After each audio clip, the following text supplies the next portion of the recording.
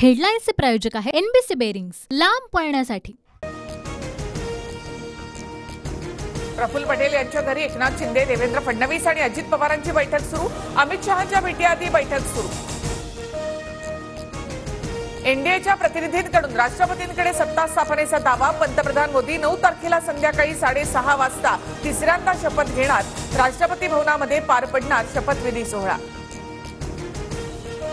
केंद्रात शिंदे गटाला 1 कॅबिनेट आणि 1 राज्यमंत्रीपद मिळणार।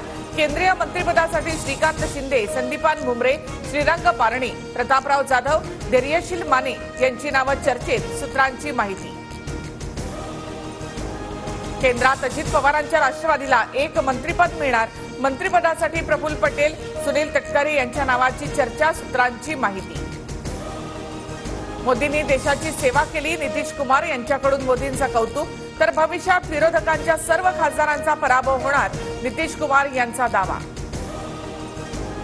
सरकार चालवताना मोदींच्या नाकी नऊ येणार, संजय राऊतांचा निशाणा।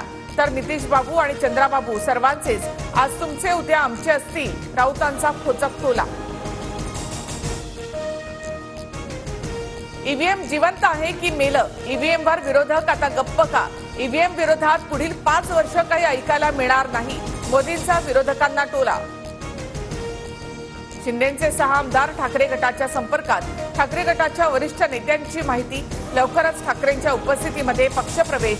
सूत्रांची माहिती। ठाकरेंनी आता नवीन ज्योतिषी शोधावा।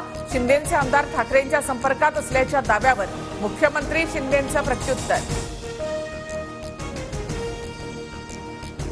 मुख्यमंत्री शिंदेंचा ओव्हर कॉन्फिडन्स आता कमी होईल। आम्ही सध्या गॅलरीत आहोत, इथे बसून सत्ता कशी स्थापन होते ते बघतो, अंधारेंची खोचक टीका।